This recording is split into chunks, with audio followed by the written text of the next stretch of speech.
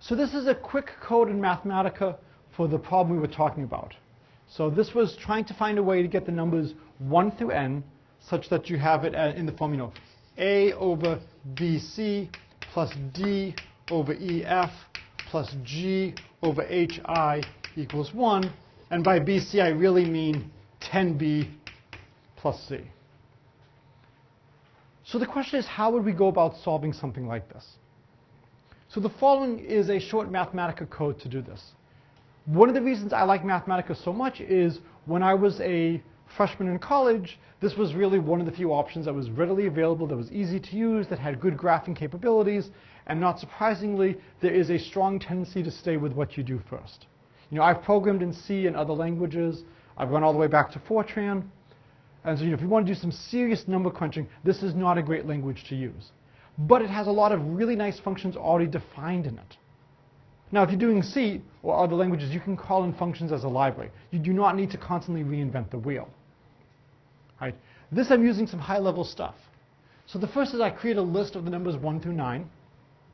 So whenever you see something like this, you don't want to worry too much about the actual syntax. Look at the general structure of the program. If you are interested in learning how to program more, I'm happy to give additional talks on this. I'm happy to meet with you. I'm happy to give you some assignments to do. It really doesn't matter what language you use. What matters is building up the skill, building up the expertise. You can then transfer by learning the syntax. It is annoying because sometimes one language will use very similar commands to another but not quite the same. I will frequently have 2 windows open when I'm programming just so I can quickly test, all right, is it a single bracket, is it a double bracket, what is it in this environment? Mathematica, I think, is a very friendly one. It has really nice help functions. And so I form a list 1 through 9. And then I make plist.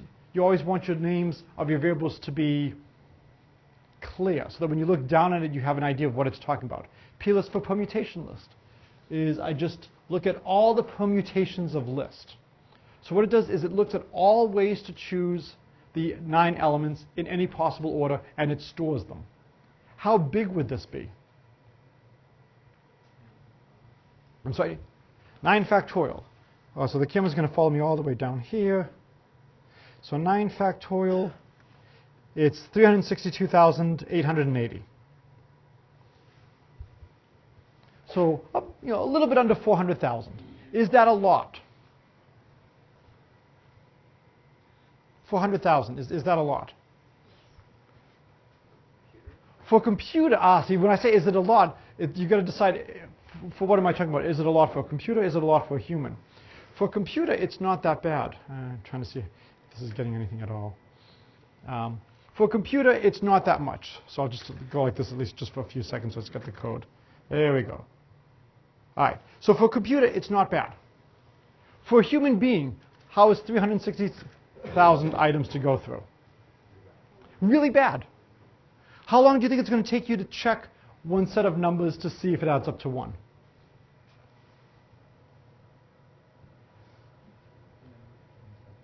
$10 seconds? At a minimum. Do you think it's going to depend on how the numbers are? Maybe after a while you start learning faster ways to check and see, oh, there's no way that this could end up as a nice multiple at the end of the day. And maybe we combine the denominators or something. But let's say it's 10 seconds. So that would be roughly 3,600,000. How many seconds are there in an hour? This really works out nicely for us, right? This is somewhat a coincidence. So if it's 3,600 seconds in an hour, 1,000 hours is what it would take us to do it by hand. Okay? It's just nice to just put these things in perspective. How many hours are there in a day? Try again. I want to make the multiplication easier for me. 25, right? If we say there's 25 hours in a day, it's much easier for me to say how many days are there in 1,000 hours. How many? 40. So it's actually a little bit more than 40, but as an approximation, this would be 40. If you think back to the Bible of fasting for 40 days, this is essentially what you would be doing. You'd be spending 40 days checking all the stuff like this. Is it doable? Yeah. If you absolutely had to, you could solve this. You'd probably not want to do it in 40 days. You'd probably want to spread it out. But you could easily do this by hand in a year. You could do a set a night for a year and you'd be able to finish it. Okay? It's important to get a sense of how computationally difficult a problem is. One of my favorite quotes involves a problem graph theory. So I will assume that liking is a symmetric relationship. If you like someone, they like you. Right? This is not always reasonable, but it makes the mathematics a little bit easier to discuss, okay? So imagine you're having a party, and you want to know how many people do you need at the party so that there's at least one set of 3 people, all of whom like each other, or a set of 3 people such that no one likes anyone else in that set. So you get to choose who likes whom. You can choose who dislikes whom. And you want to do it in such a way that you can obstruct this from happening. And the claim is that if you have sufficiently many people at the party, no matter how you assign liking and disliking, there will always be at least 3 people, all of whom like each other, or 3 people, all of whom do not like each other.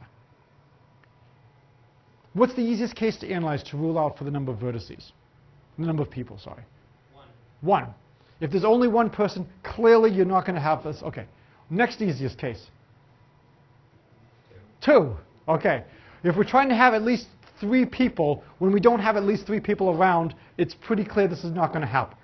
So 3 is the first interesting choice. All my people look very similar. They look like little circles. Okay? Can you assign relationships of liking and disliking in such a way that you do not have 3 people, all of whom like, and you do not have 3 people, all of whom hate? And we'll say if you like someone, you draw an edge between those 2 vertices. Any thoughts? Just draw an edge between any 2 of them. And so now you don't have 3 people who like, you don't have 3 people who dislike. What if we had 4 people? Yes? Draw an edge between the second pair. So I still don't have a pair of 3 people who like, and I don't have a pair of 3 people who dislike. Is it possible to have drawn the edges differently so I would have had a pair of 3 people who like? Sure. What's the easiest way to ensure that you have 3 people who like each other? Draw a triangle, connect everybody, lots of ways to do it. What if I add one more person?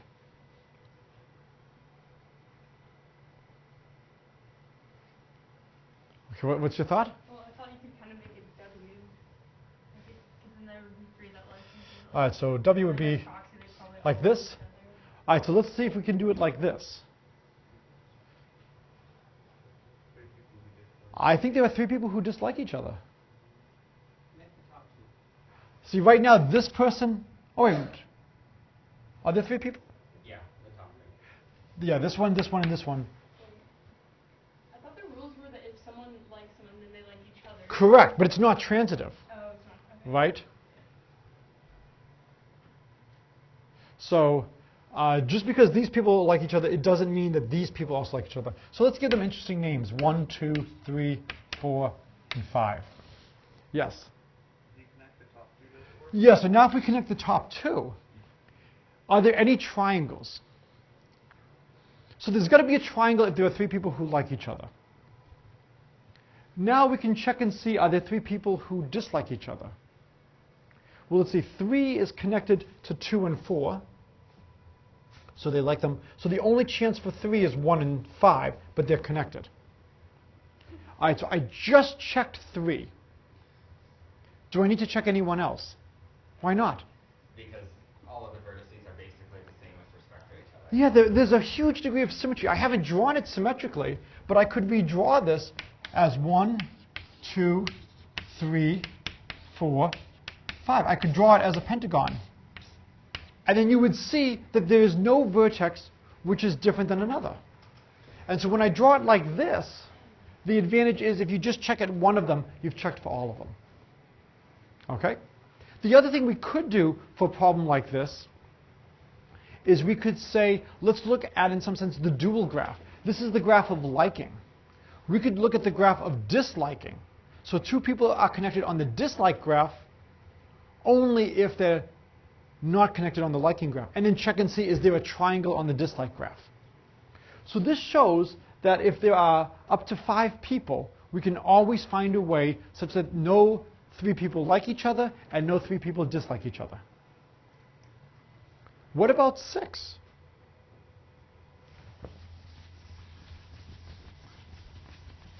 So now imagine I give you 6 vertices. 1, 2, 3, 4, 5, 6. Is there a way to assign liking and disliking?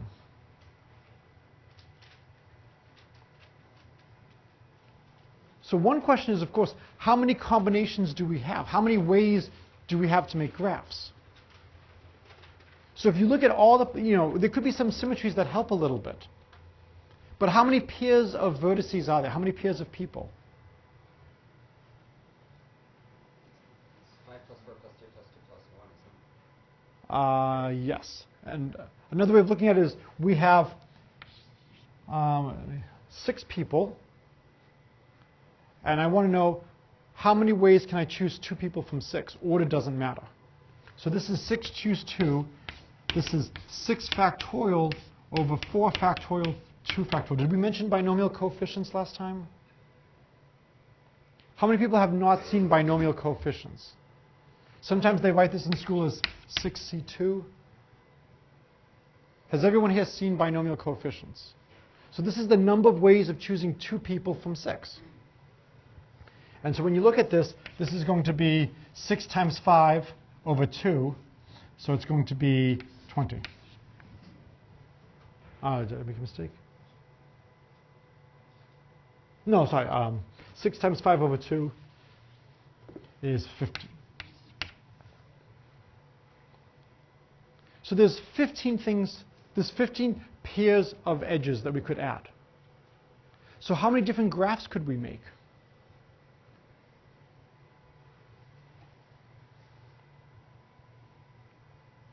Let's get a sense of how bad this calculation is. If I ask you to do this tonight for homework, are you going to say, this class is not worth it?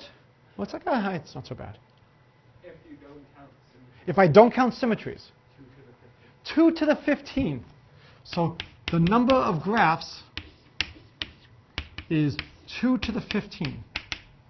Let's get a sense on how big 2 to the 15 is. This is the same as 2 to the 10 to the 1.5. Okay? Why am I doing 2 to the 10? Are there any computer scientists here? Okay. How many megabytes are there in a gigabyte? 1,024. Any ancient scholars? Any fans of Greek or Roman?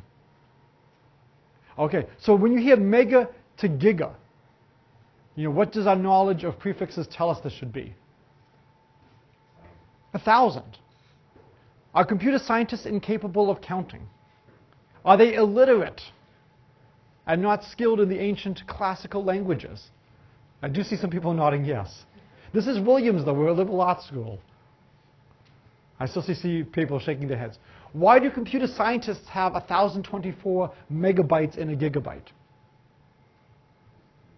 Yeah, they do everything base 2. So for computer science, it's much easier to work base 2. And 1,024 is so close to 1,000, they use those names. But it's actually an inappropriate name. So 2 to the 10 is approximately 1,000, which is 10 cubed, to the 1.5. So this is about 10 to the 4.5. So that's less than 10 to the 5th. So it's less than 100,000. It's not a huge number of things to check, but you probably do not want to go home tonight and check over 10,000 different graphs. For a computer, is it bad for a computer to check on the order of 10,000? No, not so bad at all. And it turns out that there is no way to assign friendship to 6 people to force the situation where there are never 3 people who like and there are never 3 people who dislike. You will always have at least one of those happening, no matter how you assign friendship. So this leads to a beautiful subject in mathematics called Ramsey theory. And for the longest time, some of the largest numbers in mathematics come from Ramsey theory. they're proofs that if you do the following, you will see the following. And frequently the bounds of how far you have to go to ensure that something happens is astronomically large. And the conjectured value might be 6. But if you go up to like 10 to the 10 to the 10 to the 10 to the 10 to the 10 to the 10 to the 10 to the 10, you'll see it. But we actually believe that once you hit 6, you've gone far enough and you'll see it. The proofs just give you phenomenally large values for a lot of these things. So what you can do is, instead of saying I want 3 people who like or 3 people who dislike, what would be a generalization? What else could you ask? What's a related question? And people who like it and people who dislike. And so this leads to one of my favorite quotes in mathematics. The great Paul Erdős once remarked, if a fleet of alien warships were to show up over our skies, I'm paraphrasing a little bit, because I don't care enough to learn the quote exactly. But so, a fleet of alien warships shows up above our skies, and they send down the following message. We want you to solve the generalized problem for n by n, and we're going to tell you a value of n. And if you can do it in a year, you will live, and you can join our intergalactic civilization. And if you don't, we will destroy you as being unworthy. And the quote is basically, if they want n equals 5, we devote all of our computational resources to solving the problem. If they want n equals 6, we fight. That just the complexity to just find how many vertices do you need to guarantee that 6 either like or 6 dislike, it's way beyond anything we can do. 5, if humanity depended on it, sure. We can probably do that, but 6, no. And it's just great to just see how fast the complexity increases. One of the articles you can read for this class is on trying to count how many ways can we combine Lego bricks. And there is a lot of good computer science as well as mathematics going into this analysis. Is how do you do this in such a way that you can meaningfully do the calculation in the amount of time you have. And what you can see here is there's so many ways to add the edges. There's so many possible edges, and it's 2 to that, because for each edge, you either have it or you don't. So the 15 possibilities, here's a bunch. Then 2 needs to go this way, and then 3 needs to go this way, and now everything I think has been done. So for each of, did I miss something? 4 and 6. Did I miss 4 and 6? Oh yeah, I should allow them to know each other. Thank you. So for each of these edges, you either have it or you don't. And that's why you keep multiplying 2 times 2 times 2 times 2 times 2. And so there's so many things to check that quickly brute force becomes impossible. So then you start saying, can we use symmetries to save some time? And so going back to the problem that started all of this is we're looking at the coding problem. So one possibility, a really bad brute force approach, is to just list all the different ways. And for the most part, that's what I'm doing here. Is Mathematica has a really nice function called the permutation function. And by using it, I can just put all the possible permutations of 1 through 9 in a list. I don't have to write my own program to loop through things. You can do that, for, I've got maybe 9 different things. For I goes from 1 to 9, for j goes from 1 to 9, for k goes from 1 to 9. This is really bad. And you start to think, maybe I better use better notation. Maybe for A1 goes from 1 to 9, for A2 goes from 1 to 9, for A3 goes from 1 to 9. Now this will overcount things because you can't have the same thing twice. So what you might sometimes do is you might form a list. So I start off with a list of 9 elements. And A1 goes from 1 to 9. Whatever the value of A is, I choose that element from the list. Say I choose 4. Then I remove 4, and now I have a list of 8 elements. If A2 is 6, I now choose the 6th element of that list, remove it, now I have a list of 7 elements, and keep going down like that. So you have to worry a little bit about how would you encode this, if you want to program this. Mathematica has a nice function like this. It's a small enough problem. I don't really care about doing it efficiently. Then the next thing is for n goes from 1 to 9 factorial. N plus plus means just increment steps by 1. So I'm just marching down the line. And then temp is I'm just pulling in the value of that permutation list. And then I'm just forming the sum. I'm forming the A over BC plus D over EF plus G over HI. And then saying, if sum equals 1, print out that permutation. And so this is not an outstanding computer. We'll see how quickly it takes to run and get the program. 1 Mississippi. Okay. I started a little bit late, but it's on the order of a second or two for it to go through and return the answer. And so it gives 6 answers. Are you surprised that there are 6 answers? Why not? Isn't just the order is Yeah, if there's at least one solution, there has to be 6 because you can move things around. So you're not going to have 2 solutions and only 2 solutions. And so when this runs, we see it's 5 over 34 plus 7 over 68 plus 9 over 12. So there is a solution. The question then becomes, what if you try to generalize this? What if you looked at larger numbers? Would you still be able to get something nice? How long will the code take?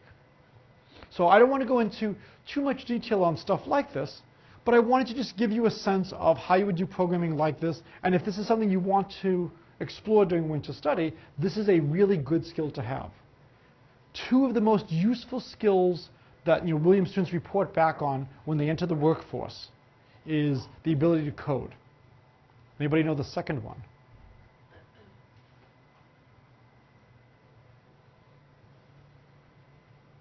Other really important skill that you often do not get a chance to practice in classes. But the math stats major will not let you graduate until you become an expert at this. Not quite writing, because people do. Williams forces you to do writing. Although the writing intensive requirement, have you noticed, is not correctly written?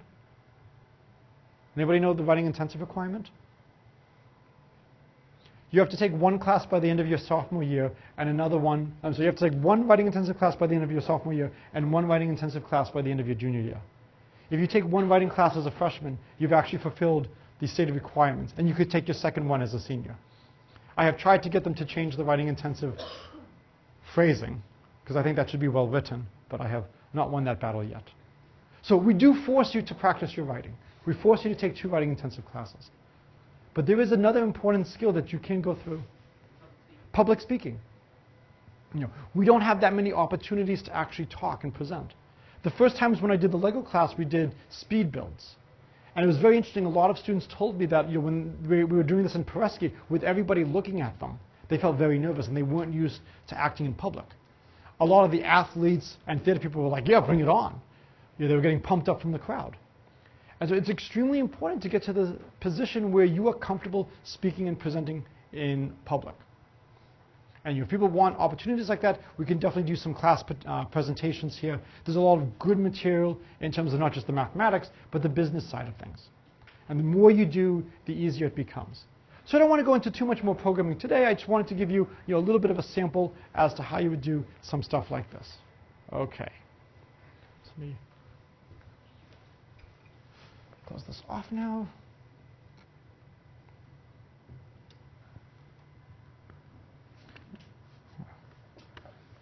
Okay.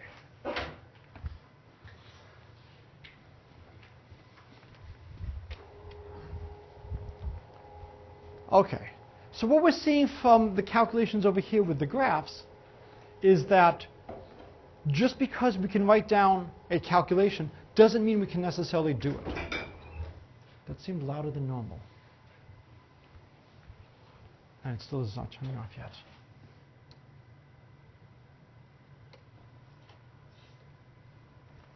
All right.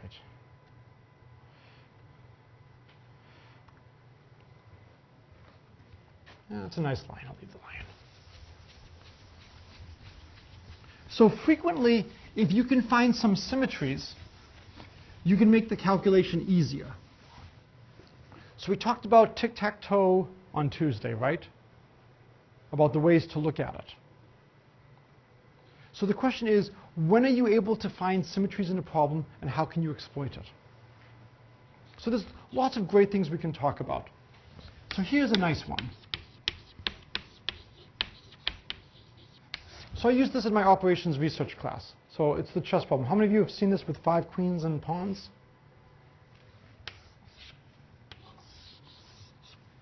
One, two. So due to budget cutbacks, because I want to make sure I have enough money to buy Lego sets, I'm only going to work on a 5x5 board and not on a full 8x8 board. And the goal is I want to place 5 queens such that 3 pawns are safe. Okay? So the question is, how would we do something like this?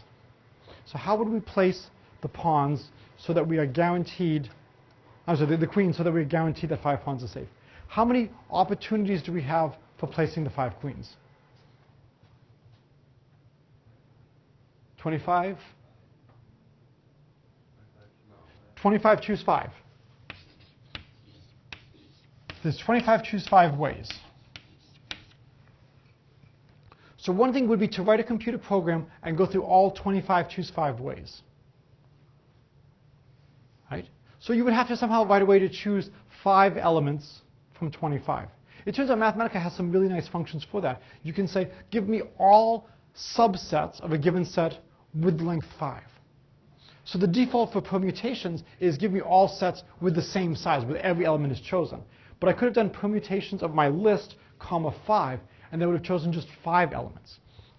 So if I wanted to do this, I could label this 1, 2, 3, 4, 5, 6, 7, 8, 9, 10, etc., etc., etc. So it's not that bad of a problem, and the computer will get the answer. 25 choose 5 is not that large. Is there anything we could do to help the computer?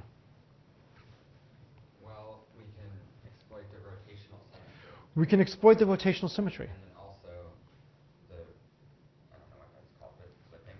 Okay, the flipping symmetry. Yeah. So how many possibilities do we have for that first queen? How many places can we place the first queen up to symmetry? Well, 25 is if we don't include any symmetry at all. If we include symmetry, 6. Right? And then all the corners are the same. Right? Because I can just keep rotating the board. This is where I miss having my daughter. My son is now too heavy for this. I could put a 2 here. And if I flip it right down the middle, this 2 is the same as that 2. If I flip it over the diagonal, it's the same as this 2. And then I can flip down here, it's the same as this one, this one. So these are all the same. Similarly, this is a little bit easier. 3. So I guess I could put in all the 2s, all the 1s, all the 3s. 4 here. These are all going to be the same by symmetry. 5 and 6. So the first queen, there's only 6 possibilities to place it. If you place the queen in the middle, how many ways are there to place the next queen? 5, right? So if you're fortunate enough to have the middle for your first queen, things are really nice. If you place the first queen in a corner, however, there's a lot more differences now. So this becomes an interesting question. Is it worth exploiting the symmetry? It depends on how many times you have to run the program, and it depends on how big and hard it is. I still remember my freshman year having to go down to a building to physically request an email account. Email accounts were not automatic. I remember the dial-ups. Does anybody here remember dial-ups at home? You would have those noises from AOL or whatever, and it would take a while to make the connection, and the internet was maybe at molasses speed. Now we're watching streaming video, and you get upset if it hangs up for a second or two. Do you really care if it takes 1/100th of a second or 1/10th of a second for the program to run? You can't even tell the difference. What if it takes 1 or 2 seconds to run? The Mathematica program I showed you earlier today took less than 2 seconds to run. I'm fine with something on that order. It's not worth spending the time to program this better, because this is being used once and only once. If you're building something for a cell phone, if you're building something that's going to be used time and time again, then you want to optimize, then you want to make things efficient. And so for a one-time program, I don't have to worry about that. But what if I then try to go up to a 6x6 board and ask, how many queens can I put down? A 7x7. So this is actually an unsolved problem in some sense, is we do not know the answer for general n×n boards. If you want to try your hand on it, you can actually prove some results as to bounds on how many pawns are safe as the size of the board increases. I think my students might have gone up to an 11x11 board by computer using some advanced linear programming techniques, but it very quickly becomes hard. For 5x5, though, we don't have to be too clever. Okay, Everybody comfortable with how to solve this in principle? And this is another, painful problem I could give you to do at home. Does anybody know a better way to solve this problem? There's a faster way. You see how many pawns you can place with one queen? 3 queens or however many pawns. You flip the pawn. You flip. So right now we're trying to put down 5 queens such that 3 pawns are safe. What if we put down 3 pawns and ask how many squares are there on the board that attack none of them? It's called the dual problem. Or if you want, put down 3 queens such that 5 pawns are safe, and then switch all queens to pawns and all pawns to queens.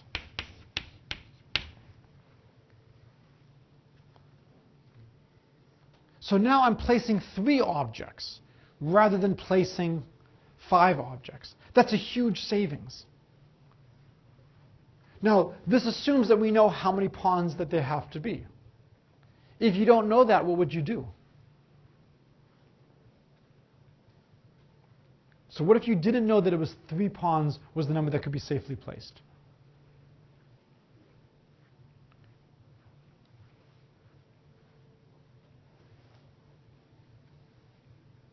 Are we just dead if we don't know that it's 3 pawns? Life ends? We have no idea how to proceed? What could we try if we didn't know how many pawns could be safely placed? We want to use this dual principle because we're pretty sure it's going to be fewer pawns than queens.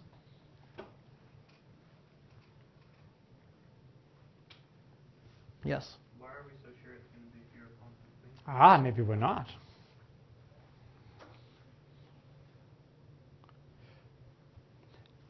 And I'm not going to tell you whether or not it is fewer pawns than queens. It seems reasonable to say that we've got a lot of queens on the board and they're really killing a lot of squares, but maybe we're being misled by small values. And I was actually having this conversation with somebody over the weekend that it is very easy to be misinformed by small cases. Have I talked to you about primes? This is my favorite example of being misled. Does everybody know what a prime is? Okay, what is a prime? Yes? A number whose only factors are 1 in itself. Almost. Yes. A number with 2 distinct factors? Who has 2 distinct factors whose factors are only 1 in itself. Otherwise, 1 could be considered a prime. So in mathematics, you can define almost anything you want. The question is, what is useful? I know what you meant. Everybody knows what you mean. My kids have learned that they have a pedantic father and are very careful when they talk about what is a prime at home. Why don't we want 1 to be prime? Because it makes things really messy. Which things? So. Which things? Integers have a unique prime factor. Integers have a unique prime factorization. Can somebody factor 6 for me as a product of primes?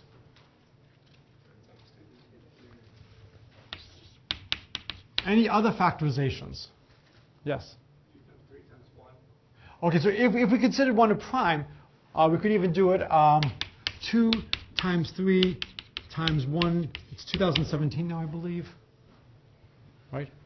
But if we don't, so this is why we don't want 1 to be a prime, is we lose unique factorization. We lose numbers can be written uniquely as a product of primes. Is there any other way to write 6 as a product of primes other than 2 times 3? Any other way? I can see one other way of writing 6 as a product of 2 primes. Yes? 3 times 2. So there's 2 ways of writing 6 as a product of 2 primes. So when we say unique factorization, what we mean is write the primes in increasing order. Then there's one and only one way to do it. So primes are the building blocks of numbers. Think of it as in chemistry you have the atoms and you learn about how all the atoms combine. Primes are the building blocks of numbers in number theory. And the most natural question you can ask is, how many primes are there? And it turns out that very few numbers are prime. In the limit, 0% of numbers are prime. So if you look at what fraction of numbers up to x are prime, that actually goes to 0. So we let pi of x be the number of primes less than or equal to x. And it turns out this is the big prime number theorem. It's about x over log x. So if you want to calculate the density, so what fraction of numbers up to x are prime? The density is pi of x over x, which is about 1 over log x, which goes to 0. So as you go further and further up, very few numbers are prime. How many numbers up to x are perfect squares?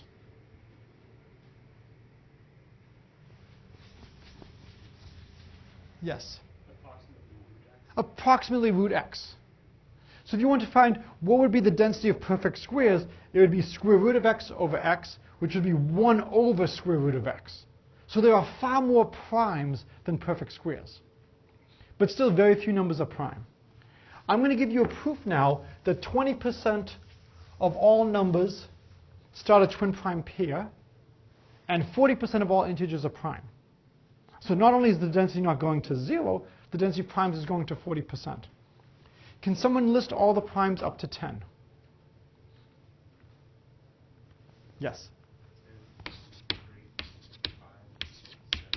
Okay, so 40% of the first 10 numbers are prime. And a twin prime pair is p and p plus 2 are both prime. 3 and 5 are both prime. 5 and 7 are both prime. So 20% of the numbers start a twin prime pair. And 40% of all integers are prime. You seem skeptical. Well, let's double our range and let's count all the primes up to 20. So what primes do we get if we start at 11? 11, 13, 17, 19. Oh, look. 40% of the integers are prime. 11, 13, that's a twin prime pair. 17, 19, that's a twin prime pair. And 20% still start a twin prime pair. We've doubled the computational range. This is bullshit. Right? This has no validity at all. We've looked at a small set and we've gleaned the wrong lesson. If you need good quotes, Mark Twain is a wonderful resource for great quotes. I think my third favorite of his is, if a cat jumps on a hot stove, the cat will never jump on a hot stove again, nor on a cold one. From each lesson in life, learn only the lesson you should. So you've got to be very, very careful. It's very difficult to extrapolate. And we make this mistake all the time. We see a small set of data, and we push it into places we shouldn't. Stuff like this was behind the financial collapse in 2008. People using formulas where they shouldn't. If you've taken any physics, how many of you have heard of special relativity? So classically, let's say I am running on a train. The train is traveling at 50 miles an hour, and I'm running at 4 miles an hour. How fast does it look like I'm going to somebody on the ground if I'm running in the same direction as the train, on the train? So train is going at 50, I'm going at 4. How fast does somebody on the ground see me? 54. They actually don't see me at 54. They see me a little bit less. It turns out speed is not additive. The difference is damn small when the speeds are small compared to the speed of light.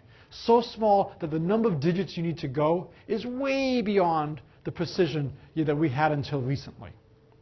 And this is why people could be forgiven by assuming speed was additive. And so we had a situation where things were approximately additive, so people thought they were additive, and that is extrapolated. And Einstein's great insight was to realize the speed of light is a constant. And so no matter where you are, you will always see light traveling at the speed of light. And so the faster you get, strange things happen. And so I really just want to hammer home not taking away too much from any analysis. So when I say that you're looking at these small cases, that you should have fewer pawns than queens, maybe that's not the case. Maybe this is something going on with a small number of queens on a small board, that the board is so small that they have no way of basically getting out of each other's way. And as the board gets larger, maybe a larger fraction. What's the most, if I put down n queens, best case scenario, how many pawns could be safely placed? It won't happen, but what would be the absolute theoretical best? If you place n queens on an n by n board, what's the maximum number of pawns that could be safely placed? N times n minus 1. Or n squared minus n. I have n squared cells on the board. N of them are occupied. So best possible case, n squared minus n are safe for pawns. Do you think we'll be able to put n squared minus n pawns on the board? No. I think your queens will take off a couple of things. Then the question is, how much? Worst case scenario, what's the number of pawns you could safely place? 0. Right? Maybe I put all the queens straight down in a column. So we know the answer is somewhere between 0 and n squared minus n. It's a pretty large range.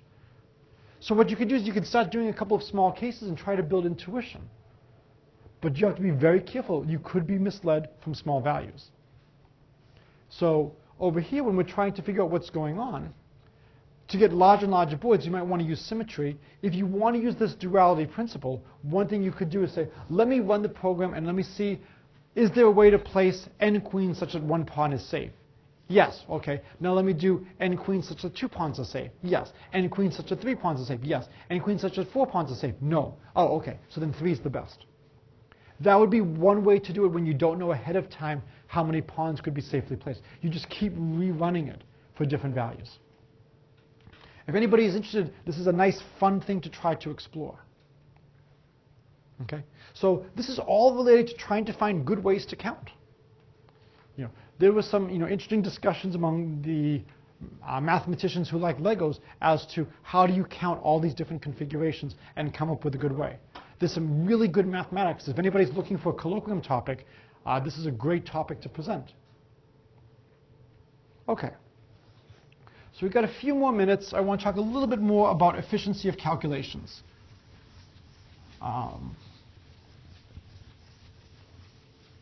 Did we do lookup tables on Tuesday, right? Okay. So this will be the last of the new theoretical stuff.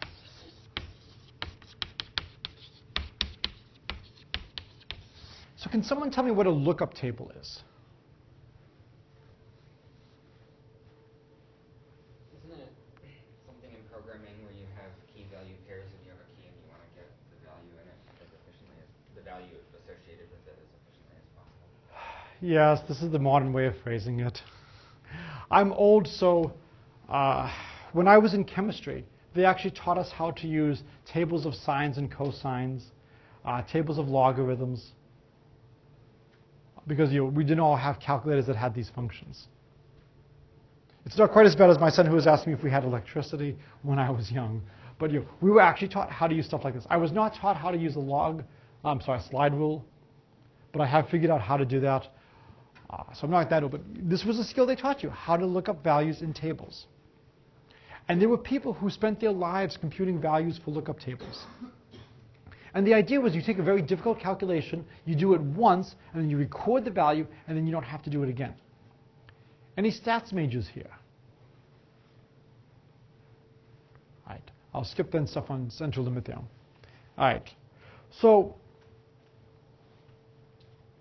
it is expensive to do computations. You want to do things as efficiently as possible. And so what you want to do is you want to minimize how many difficult computations you can do. If you can somehow look things up, then that's faster. But now you need memory. You need to have access to it. So a lot of times it's worthwhile to compute a couple of values, store them in memory, and then call them in as needed. And there are formulas to interpolate between two values. Odds are you're not going to be given exactly the value that you've stored, but you might have something where you have a value above and below, and you find a way to guess the value in between. And so it is amazing how long we have had the idea of lookup tables. So earlier today we talked about how many seconds there were in a year. I'm sorry, in a day.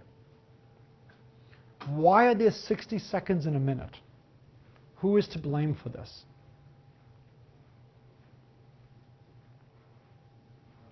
The Babylonians. And they're dead, so they can't really fight back, so it's a good group to blame. Why did the Babylonians give us 60 seconds? Yes? 60 has a lot of nice, easy divisors. 60 is a wonderful number. And as a nice fluke, is there any nice number related to the Earth which is close to a multiple of 60?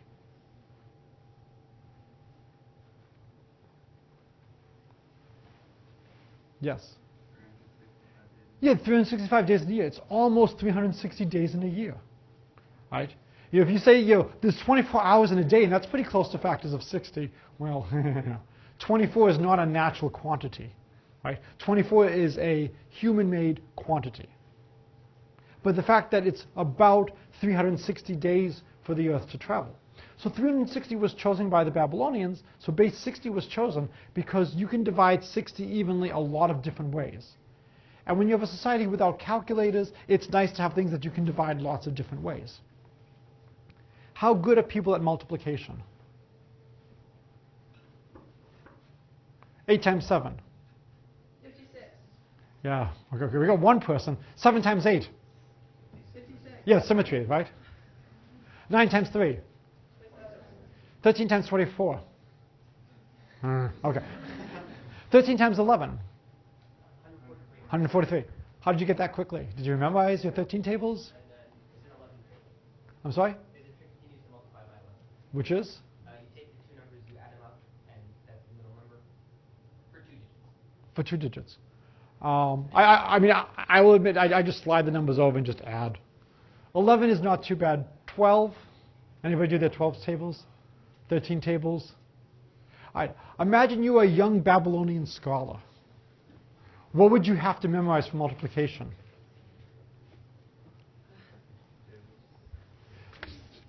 Your 60s by 60s. And so this is actually not that well known, but in fact the Babylonians were defeated because all of their youth were studying tables and memorizing while other people were developing military armies. And they were just at the books and no. How many multiplications do Babylonians have to memorize? How many? If they're not clever, how many multiplications? I'm sorry? 60 choose 2. I'll be a little bit unclever first and say 3,600. Then you could almost cut it in half by saying x times y is the same as y times x, but you have to worry about the middle. So it's really, you can reduce to 60 plus 60 times 59.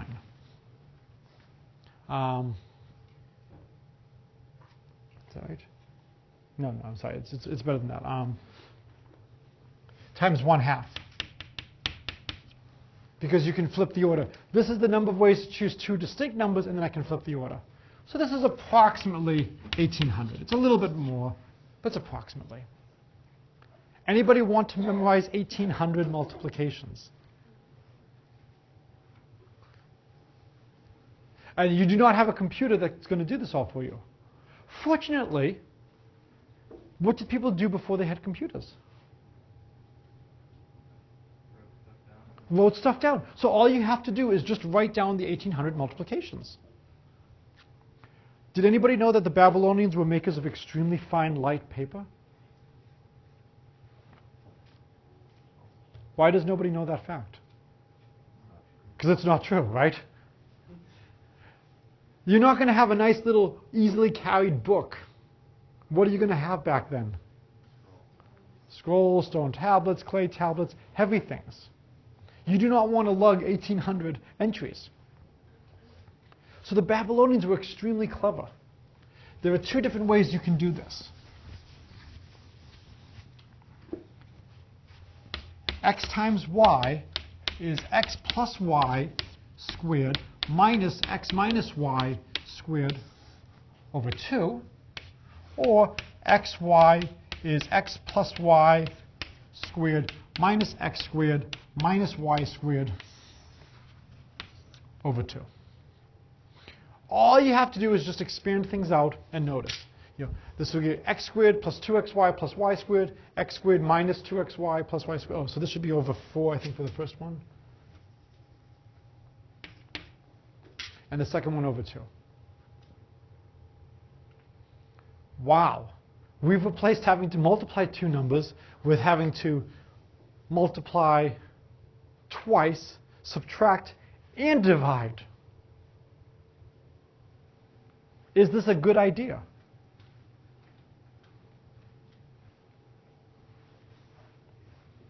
What do you think? Should the Babylonians be commended or shot? Yes. Well, but this way, all you need to know is your squares. All we need to know is our squares. So, yes, it's more operations, but it's fewer things that we need to memorize. It's fewer things we need to have written down. And so I would much rather do a lot of easier problems than a small number of very hard problems. All we have to do now is understand squaring, understand subtraction, understand division. Well, division by what? Well, divisions by 2 and 4. These are pretty easy divisions to do. And so even though it's more steps, it's easier steps to implement. And that was what was truly revolutionary about this idea. And when you consider how many things we have nowadays and how important it is to do these calculations quickly. We now have lookup tables.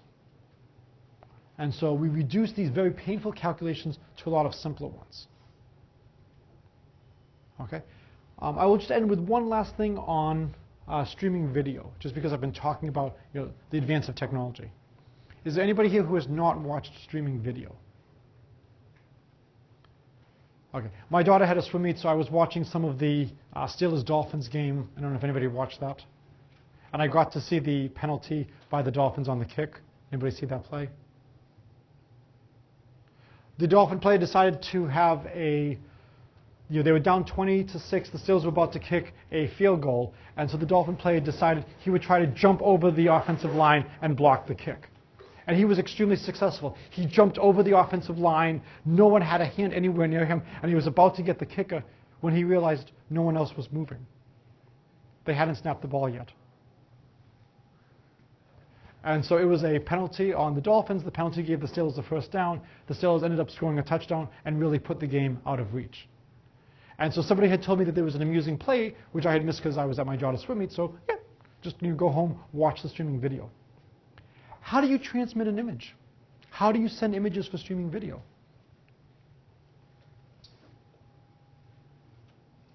So anybody want to tell me, you watch this all the time. Does anybody have any idea how this happens?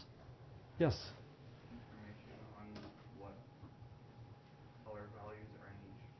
Yeah, so one possibility, it's very similar to the chessboard. Is we draw a little grid for our screen, and for each point on the grid, we have a color triple, the red, green, blue. And all we have to do is send that triple value. The problem is, if we send the triple value for every square, and then send it again, a hundredth of a second later, then a hundredth of a second later, that's far too much information. So we need to find what is a better way than transmitting all those different pieces. Yes? You send the pixels that change, that's the master. So one thing is you can send the pixels that change, but again, it's quite likely that a lot of them are going to change. Anybody watch any old cartoons, like old Disney cartoons, old Warner Brothers Looney Tune cartoons? Somebody please raise hands. Okay. What can you tell me about old cartoons? Besides, there's a lot of good classical music. I think your hand was up first. Lots of solid colors. Lots of solid colors. Yeah, and in a lot of the cartoons, I especially noticed this in Tom and Jerry, everything that moves is solid colors. And everything that doesn't move is a lot more detailed. Yes. And it's not just it's a lot more detailed, it's the background. Yeah. You might have like a long picture. The cartoon characters are walking along. And so there's very little movement. You might also notice there's no shadows in the old cartoons. And so they do things to try to, to really control the information being presented. So one thing is to try to just change, is to just send which pixels change. But what if almost every pixel changes? You watch one of these new Star Wars movies, and they have so much action going on in each scene that almost every pixel is changing. So what you find ways to write a function which represents the color. So you have the red function, the green function, the blue function. And there are ways to represent these functions in terms of bases, in terms of like sines and cosines. How many of you have taken calculus? How many of you have seen Taylor series? Where you write a function as something times 1 plus something times x plus something times x squared. You expand it out. 1x, x squared, x cubed. This is a really nice basis. There are other bases of functions you can use that are more convenient. And there are bases for things that go in 2 dimensions or 3 dimensions. And so what you can do is you can send a basis expansion. And the hope is that you don't need to send every coefficient. That just sending a few coefficients is enough to give you a pretty good approximation. And this is how we're able to do a lot of things like streaming video, is we can take a really complicated image, and then what we can do is we can compress it. And we can just send a few key things, and then we use the fact that we have a very smart computer at our end that can then piece it together. So our computer can do more than just read, it can actually do some processing. And it can very quickly put this up. All right, so I hope this gives you some sense of the types of problems we can get into from looking at Legos. Let's just quickly split into groups now and just touch base on what's going. I especially want to talk to the bridge group and show supplies.